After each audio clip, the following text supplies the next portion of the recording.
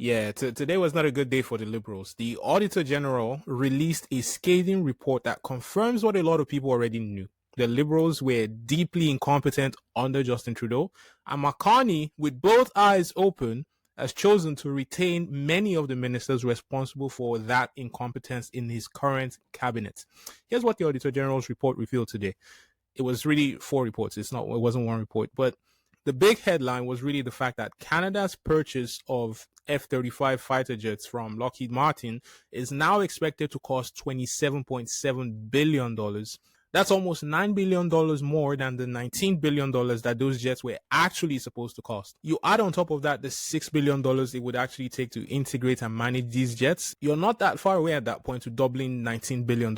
So how do you double your cost estimate within just 2 years? Like, listen to what the Auditor General actually says here.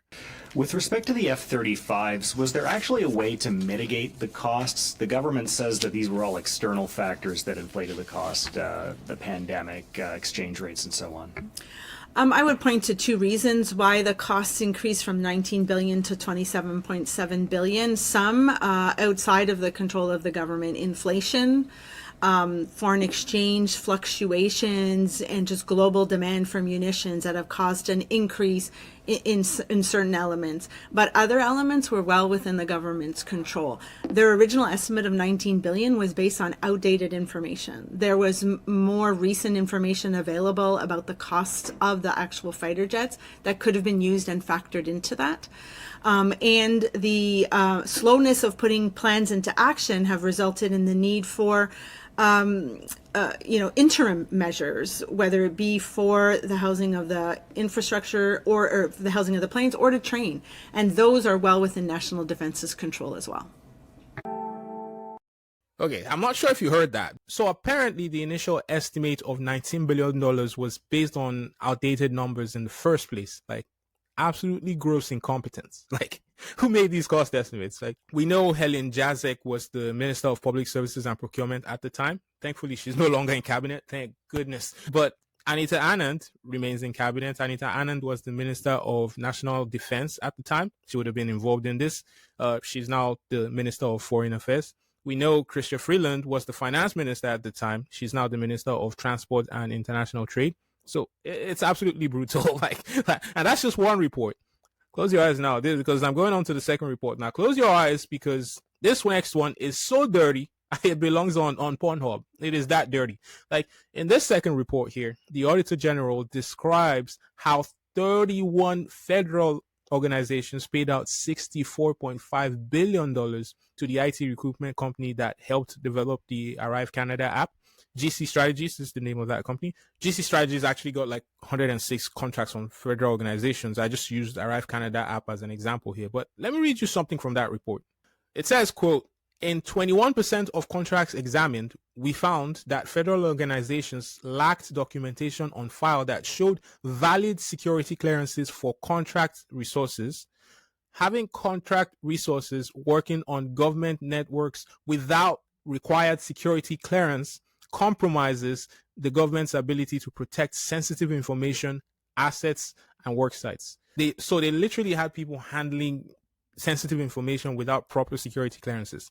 Let me continue. The report goes on to say federal organizations are required to monitor the work performed by contractors. However, we noted that federal organizations frequently disregarded government policies in this area. This included not having records showing which contracted resources performed the work. This included not having records showing which contracted resources performed the work, what work was completed, and whether the people doing the work had the required experience and qualifications. Wild. You would think it's the basics that they're actually tracking the work that is being done. The Auditor General's report ultimately concluded that when it came to the work awarded to GC Strategies and other companies incorporated by its co-founders, value for money for these contracts was not obtained. So the government, they were essentially paying out all this money, and there was nobody really watching to ensure that value for the taxpayers' dollars that are being paid to this contractor was actually being delivered. And just for context, the Arrive Canada app was originally supposed to cost $2.35 million. It ended up costing $60 million. You think at some point in there, when you're going from 2.35 million to 60 million, someone in Trudeau's cabinet would have gone, yeah, hold on a minute, wait a minute, what's going on here? But let me be clear, yeah? They were paying out your tax dollars and mine to this company, and no one was monitoring what was being delivered. I mean, understandably, the Liberals got absolutely grilled for this in the House of Commons today. It was actually an interesting question period for once in Parliament today. Watch this right here. Speaker, today the Auditor General released a scathing audit on the top Arise scam fraudster GC Strategies. This two-person basement-dwelling company feasted on 64 million taxpayer dollars. This was a direct gift from the Liberal government who allowed basic procurement rules to be completely ignored over the last 10 years. Canadians still don't know who did the work, what was done, if they were qualified, if they had security clearances. This is complete government incompetence. The ask is simple. When will taxpayers get their money back? The Right Honourable Prime Minister.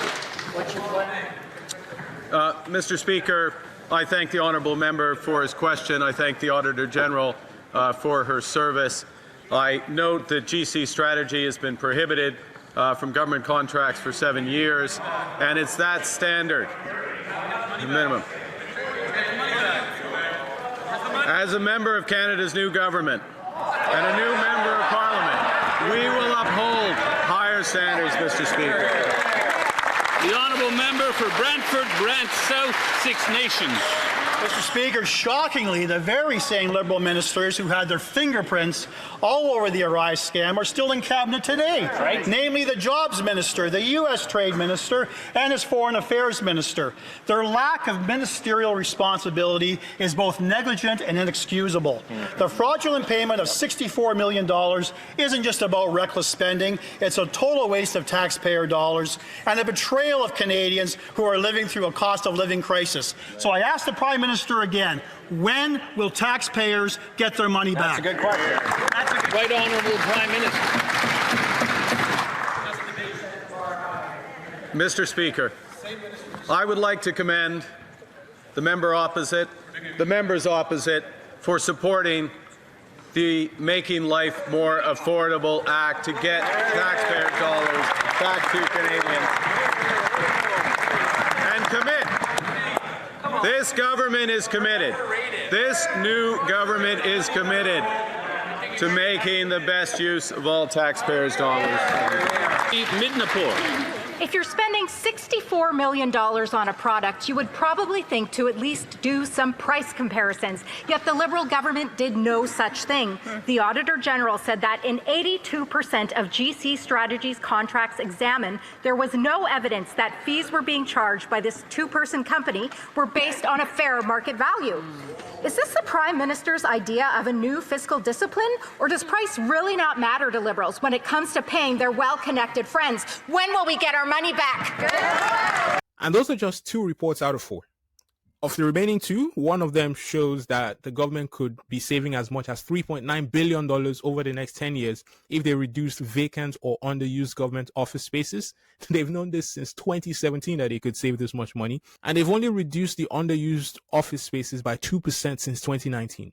In the middle of a housing crisis, no less, right? The report says here, if well managed, the disposal of surplus federal properties and land identified as not required anymore and that can be disposed of can provide cost savings while also helping to increase housing supply, especially sustainable, accessible, and affordable housing for low-income families. They've known this since 2017, you guys. They've known this since 2017. Now, the last report details more failures by some of these Liberal ministers, specifically for the registration under the Indian Act, which allows First Nations peoples to access vital services like unreserved housing, financial aid for post-secondary education, and health benefits not covered through other programs or insurance plans. So apparently, it took an average of just under 16 months to make a decision on registration applications processed at Indigenous Services Canada's headquarters.